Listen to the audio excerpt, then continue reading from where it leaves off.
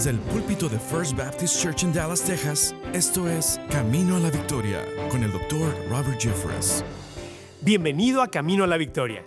Soy Humberto González y qué alegría tenerte con nosotros una vez más. La mayoría de las escenas del pesebre incluyen a los personajes más conocidos: María, José, el niño Jesús, los pastores y los sabios de Oriente. Pero hubo un grupo que fue testigo de toda la historia de la Navidad y que comprendió su significado mejor que nadie. En la enseñanza de hoy, el Dr. Robert Jeffress nos revelará lo que los ángeles saben sobre la Navidad y por qué su respuesta también debería ser la nuestra. Así que reúne a tu familia, toma tu Biblia y comencemos. Todos los años, los personajes del pesebre son los mismos. ¿Acaso hay algo nuevo por descubrir de la Navidad? Este año, recupera tu asombro y tu admiración por aquella escena familiar de Belén con el nuevo libro del Dr. Robert Jeffress, el devocional de la Natividad.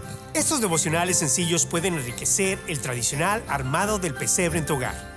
Cada capítulo se enfoca en uno de los personajes centrales y resalta una valiosa lección espiritual para aplicar a tu vida diaria. Además, al final de cada devocional encontrarás preguntas adaptadas para niños, ideal para compartir con tus hijos o nietos. Obtén tu copia del devocional de la Natividad al hacer una donación generosa en caminoalavictoria.org. Si el misterio de la Navidad se ha desvanecido, vuelve a experimentarlo con este recurso a todo color, en letra grande y con reflexiones que abrirán tus ojos y corazón a una perspectiva renovada del nacimiento de Jesús. Gracias por realizar tu pedido y apoyar financieramente a Camino a la Victoria. Juntos llevamos la luz del Evangelio a este mundo en oscuridad. Síguenos en redes sociales y únete a la comunidad de Camino a la Victoria. Encuéntranos como Tu Camino a la Victoria. A continuación, el Dr. Robert Jeffress con el mensaje de hoy: lo que los ángeles saben de la Navidad. Si tienes un pesebre como nosotros, probablemente en ese pesebre tengas a los personajes principales del acontecimiento de la Navidad. Por supuesto está María, la joven adolescente que permitió ser usada por Dios de una manera extraordinaria. Está José, el paciente prometido que no entiende todo lo que sucede, pero confía en Dios de todos modos. Por supuesto está el niño Jesús, quien es el centro de la historia de la Navidad. Están los pastores, quienes fueron los primeros en enterarse del nacimiento de Cristo y fueron inmediatamente a Belén. Ahora, la mayoría de los pesebres tienen a los sabios. Técnicamente ellos no estaban en el establo. Ellos llegaron un par de años después, cuando María, José y el niño ya estaban en una casa. Alguien ha dicho que si los sabios hubieran sido mujeres en vez de hombres, se habrían detenido a pedir direcciones y habrían llegado a tiempo. Habrían ayudado a dar a luz al bebé. Habrían horneado una cazuela y habrían traído regalos prácticos que un bebé pudiera usar. Pero por supuesto, fueron los sabios. Pero hay un grupo de personas que la mayoría de los pesebres no representa. En realidad no son personas, es otro grupo. Un grupo que probablemente tuvo los mejores asientos en la casa para la historia de la Navidad y que entiende el significado de la venida de Cristo más que cualquier otro. ¿Quién era ese grupo? Bueno, los encontramos descritos en 1 de Timoteo capítulo 3, comenzando con el versículo 15. Míralo conmigo. Pablo le está escribiendo a su hijo en el ministerio, Timoteo. Él dice: para que si tardo, sepas cómo debes conducirte en la casa de Dios, que es la iglesia del Dios viviente, columna y baluarte de la verdad. Timoteo era un pastor joven y Pablo le dijo: te voy a escribir un manual de operaciones sobre cómo dirigir la iglesia. Pero en caso de que me retrase en compartirlo contigo personalmente, aquí está, por escrito. Pero fíjate cómo llama a la iglesia. Él describe a la iglesia como la columna y el baluarte de la verdad. ¿Cuál es el trabajo de la iglesia? ¿Qué hace una columna? Sostiene algo de peso. Sostiene.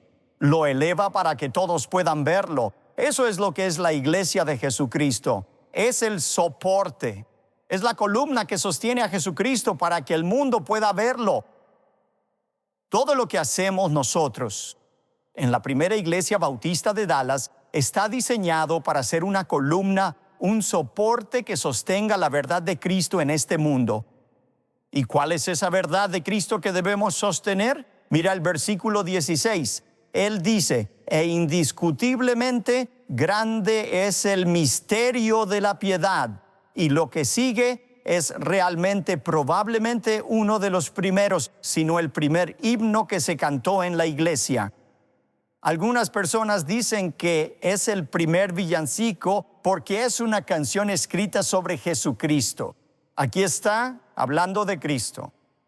Dios fue manifestado en carne, justificado en el Espíritu, visto de los ángeles, predicado a los gentiles, creído en el mundo, recibido arriba en gloria. No sabemos el estilo de este himno. Lo fue. Quizás era música tradicional o coro de alabanza. No lo sabemos. Pero lo importante en realidad no es el estilo, es el contenido. Esta es una canción especial acerca de Jesucristo, el Salvador. Y quiero invitarlos a que por favor nos centremos en esa frase tan importante, visto de los ángeles. ¿Qué significa eso? Jesús fue visto por los ángeles. Colin Smith, en un artículo titulado La Navidad como la vieron los ángeles, sugiere que hay 7 facetas sobre la vida y el ministerio de Jesucristo de las que los ángeles fueron testigos desde el cielo. Y quiero profundizar en esas 7 facetas esta mañana. En primer lugar, los ángeles fueron testigos de la gloria de Cristo en el cielo. Antes de Belén, Cristo estaba en el cielo. Y los ángeles entendían eso. Ellos contemplaban su gloria en el cielo. Saben, muchas veces la gente me pregunta, pastor, ¿dónde estábamos antes de nacer? Algunas personas piensan que éramos espíritus en el cielo. Algunas personas piensan que incluso éramos ángeles. ¿Dónde estábamos antes de nacer? Bueno, la respuesta sencilla es en ningún lado. No estábamos en ninguna parte porque no estábamos. No existíamos antes de que nuestros padres nos concibieran y Dios nos insuflara el aliento de vida. Antes de eso no éramos nada, pero no para Jesús. Jesús existía antes de su nacimiento en Belén. Existía desde la eternidad pasada. Siempre ha existido. De hecho, dejó perplejos a los fariseos cuando estuvo en la tierra y les dijo, ¿adoran ustedes a Abraham? Bien, Abraham es un hombre maravilloso. Pero antes de que Abraham existiera, yo existía. Ahora bien, Abraham había vivido 2000 años antes de Cristo. Sin embargo, Jesús decía, yo existía antes que Abraham. En Juan 17:5, Jesús dijo que antes de venir a la tierra, participó de la gloria del Padre. Escuchen Colosenses 1:16. No solo existió, sino que fue fundamental en la creación. Hablando de Jesús, Pablo escribe, porque en Él fueron creadas todas las cosas, las que hay en los cielos y las que hay en la tierra, visibles e invisibles, sean tronos, sean dominios, sean principados, sean potestades. Todo fue creado por medio de Él y para Él. Él no solo creó este mundo, sino también lo que existía antes, gobernantes y autoridades. Eso es una referencia a los ángeles. Job nos dice que los ángeles existían antes que el mundo. Ellos estaban presentes cuando Dios creó el mundo y aplaudieron de alegría. Pero Jesús es quien creó a los ángeles. ¿Y qué vieron los ángeles en el momento en que llegaron a existir en el cielo? ¿Alguna vez has pensado en eso? ¿Cuál es la primera cosa que vieron? Mi hermano, mi hermana y yo solíamos bromear con mi padre todo el tiempo porque él afirmaba que recordaba el día en que nació. De hecho, él decía que recordaba haber visto un reloj en la habitación del hospital que marcaba las 12:30. Y lo molestábamos sin piedad por eso. Le decíamos, papá, es increíble que tengas tan buena memoria. Puedes recordar cuando naciste. Más asombroso aún es que supieras la hora a tan corta edad. Pero los ángeles no existieron como bebés que crecieron aparecieron como ángeles ya formados. ¿Y qué fue lo primero que vieron? La Escritura nos lo dice. En Isaías 6:1, el profeta Isaías escribió: en el año que murió el rey Usías, vi yo al Señor sentado sobre un trono alto y sublime, y sus faldas llenaban el templo. Él vio a Jesús. Antes de Belén, Jesucristo fue visto por los ángeles en su gloria, lo que hace aún más asombroso lo siguiente que presenciaron: su encarnación en Belén. Porque ellos comprendían la gloria de Jesucristo, imagina cuán asombrados quedaron al ver al Señor Jesucristo descender, bajar de su trono, quitarse su manto real y descender a la tierra para ser un diminuto embrión plantado en el vientre de esa adolescente campesina llamada María. Es asombroso cuando lo piensas. El creador del universo se vertió a sí mismo en esa pequeña adolescente. ¿Recuerdan al presentador Larry King?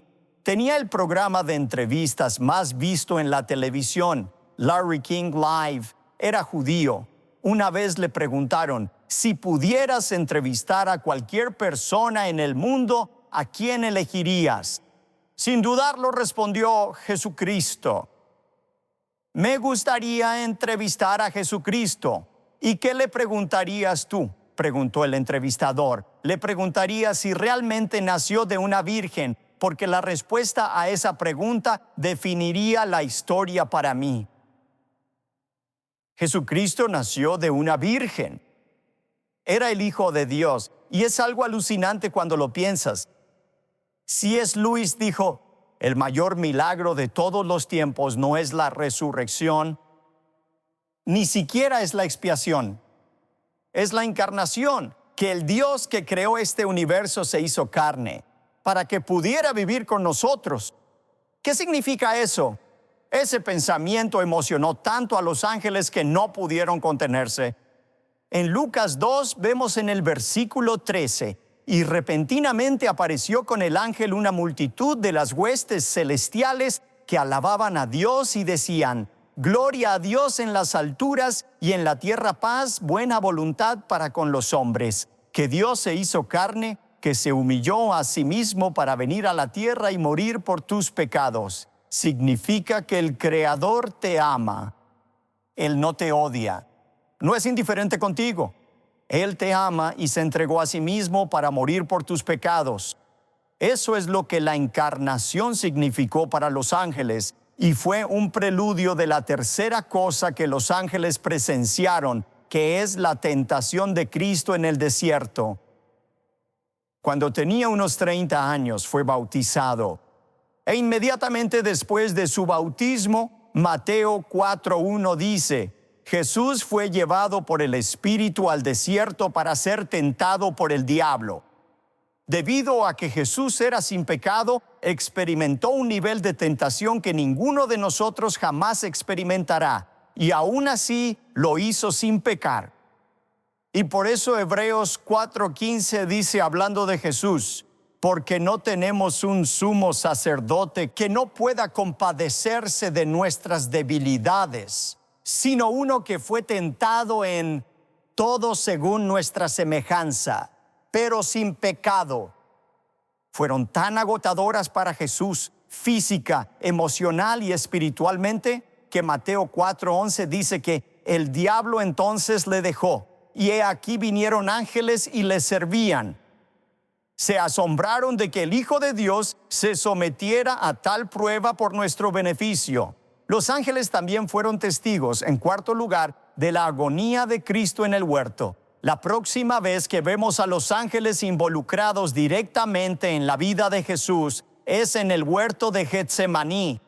Recuerda, Él fue allí a orar antes de ser traicionado y comenzar a enfrentar sus pruebas. Él quería orar, así que le dijo a Pedro, Jacobo y Juan: ahora ustedes quédense aquí, y yo voy a ir más adentro para orar al Padre Celestial. Marcos 14:35 dice: yéndose un poco adelante, se postró en tierra y oró que si fuese posible, pasase de él aquella hora. Jesús no quería tener que ir a la cruz. Él estaba buscando otra manera. ¿Por qué? Él era un ser físico. No quería pasar por el horror físico de la crucifixión. Era el peor dolor que el hombre había inventado, la muerte por crucifixión. Una persona que era crucificada pasaba horas muriendo. Moría literalmente por asfixia. No podía respirar e intentaba levantarse un poco en la cruz para tomar aire y luego volvía a desplomarse, y así una y otra vez, arriba y abajo durante horas y horas. No es de extrañar que Jesús quisiera escapar de eso, pero ese dolor físico palidecía en comparación con el dolor espiritual de cargar con los pecados del mundo, porque Él te amaba. Estaba dispuesto a sufrir la separación de su Padre Celestial. Ahora sabes, para muchos no es grave la separación de Dios. Permanecemos alejados de Dios. Podemos pasar horas, días, semanas sin hablar con Dios. Somos humanos pecadores. Pero no era así con Jesús desde la eternidad pasada. Él había tenido una comunión perfecta con Dios, pero ahora su Padre le daría la espalda y Jesús experimentaría un grado de soledad que nunca antes había sentido. Y por eso dijo: Padre, si hay alguna manera, que pase de mí esta copa.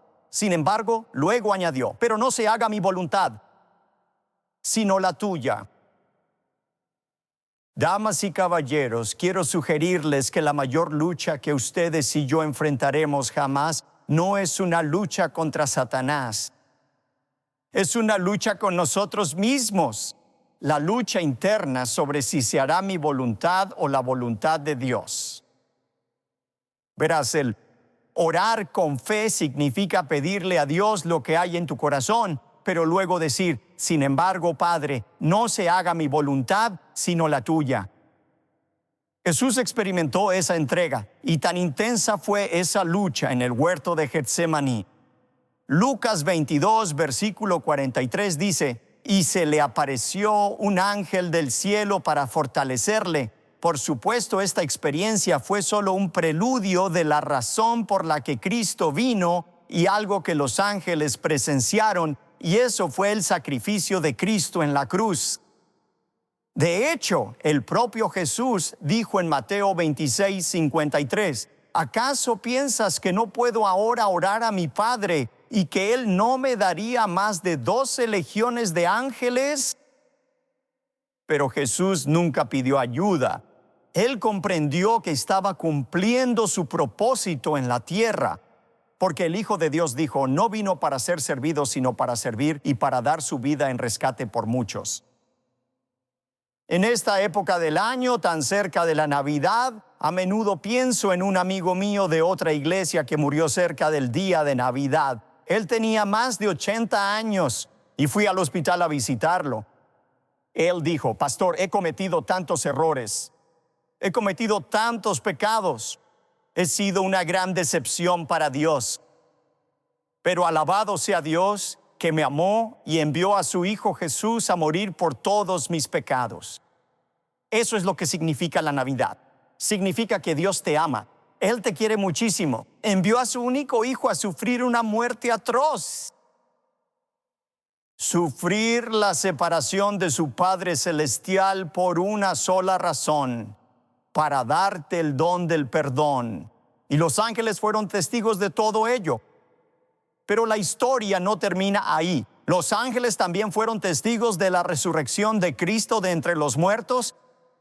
Mira Mateo 28, comenzando con el versículo 1. Pasado el día de reposo, al amanecer del primer día de la semana, vinieron María Magdalena y la otra María a ver el sepulcro. Y hubo un gran terremoto, porque un ángel del Señor, descendiendo del cielo y llegando, removió la piedra y se sentó sobre ella. Su aspecto era como un relámpago y su vestido blanco como la nieve, y de miedo de él los guardas temblaron y se quedaron como muertos. ¿No te habría encantado estar allí para ver eso suceder? Mas el ángel respondiendo dijo a las mujeres: no temáis vosotras, porque yo sé que buscáis a Jesús, el que fue crucificado. No está aquí, pues ha resucitado, como dijo. Venid, ved el lugar donde fue puesto el Señor. Yo me lo imagino así, ese ángel encima de la piedra, sentado allí con los brazos cruzados. Las mujeres vienen buscando a Jesús y no pueden encontrarlo por ningún lado. ¿Dónde está? Y el ángel sonríe y dice desafiante: tanto por el poder de la muerte. La muerte no pudo contenerlo. La historia tampoco termina en el cementerio para ti y para mí. Jesús dijo: yo soy la resurrección y la vida. El que cree en mí, aunque esté muerto, vivirá. ¿Recuerdas 7 semanas después de esa resurrección? Jesús se estaba reuniendo en el Monte de los Olivos con sus discípulos, un lugar en el que muchos de nosotros hemos estado antes. Y luego la Biblia dice que comenzó a elevarse desde el Monte de los Olivos y sus discípulos no podían creer lo que estaban viendo. Vieron al Hijo de Dios ascender al cielo y 2 ángeles estaban allí diciendo: varones Galileos, ¿por qué estáis mirando al cielo? Este mismo Jesús que ha sido tomado de vosotros al cielo, así vendrá como le habéis visto ir al cielo. Y eso nos lleva al séptimo y último aspecto de la existencia de Jesús, que los ángeles comprenden, y es el regreso de Cristo por su pueblo. No sé cuándo volverá, nadie lo sabe. Jesús dijo: ni siquiera los ángeles lo saben. Pero un día determinado y sin nombre, Dios se volverá hacia los ángeles en el cielo. Se volverá hacia su Hijo y le dirá: es el momento. ¿No estás esperando con ansias ese momento? Cuando Cristo venga, la Biblia dice en Mateo 25:31, cuando el Hijo del Hombre venga en su gloria y todos los santos ángeles con él, entonces se sentará en su trono de gloria, en su trono glorioso. Él va a regresar y cada dolor que hayas experimentado, cada decepción que hayas tenido, cada problema que estás tratando de resolver ahora mismo, se desvanecerá. Porque el Rey de Reyes ha regresado y los ángeles estarán con él. Y tú y yo también estaremos con él. Pero hasta ese momento, ¿qué están haciendo los ángeles ahora mismo? No tenemos que preguntárnoslo en absoluto. Apocalipsis capítulo 5 nos dice que los ángeles están rodeando el trono de nuestro Señor Jesucristo, clamando con gran voz: digno es el Cordero que fue inmolado para recibir riquezas, poder, fuerza, sabiduría y gloria. Y gloria y poder y honor y bendición. Digno es el Cordero. Los ángeles están adorando a Dios, están adorando al Señor Jesucristo. Ahora permíteme hacerte una pregunta sencilla. ¿Quién tiene el mejor entendimiento de la realidad en este momento? ¿Somos nosotros, los seres humanos que caminamos por esta tierra durante quizás 70 u 80 años y luego, ¡puf!, desaparecemos? ¿Tenemos nosotros el mejor entendimiento de la realidad o lo tienen los ángeles en el cielo que lo han visto todo? Ellos han visto el pasado de Cristo. Ven dónde está Él ahora. Ven lo que va a suceder en el futuro. Ellos comprenden la realidad y su respuesta es adorar, rendir culto a Cristo. Y así debería ser también nuestra respuesta. Adorar a Cristo, rendirle culto, significa confiar en Él como tu Salvador, tal como Él afirmó ser. Significa obedecerlo cuando somos tentados, así como los ángeles lo obedecen perfectamente en este momento. Adorar a Cristo significa no darle nuestras obras, sino nuestros mejores dones a Jesús y a su iglesia, para que podamos hacer aquello para lo que Él nos dejó aquí, sostener y proclamar al mundo la verdad de Jesucristo. Adorar a Cristo, rendir culto a Cristo, significa decir en nuestro corazón acerca de cualquier cosa y de todo: no se haga mi voluntad, sino la tuya.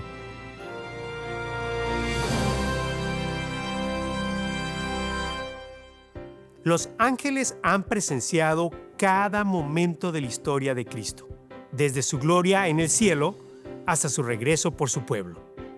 Y su respuesta es pura adoración y alabanza. Si el mensaje de hoy tocó tu corazón, te invitamos a seguir creciendo junto a nosotros. Únete a nuestra comunidad en redes sociales. Puedes encontrarnos como Tu Camino a la Victoria. Y allí encontrarás más contenido edificante. Podrás también enviarnos tus peticiones de oración y compartir cómo Dios está obrando en tu vida. Como Yolanda, quien nos escribió lo siguiente: gracias por la bendición de poder escucharlos todos los domingos. Que nuestro maravilloso Dios los bendiga siempre. No te vayas. En unos instantes te mostraremos un adelanto de nuestro próximo encuentro. ¿Estás buscando amistades genuinas?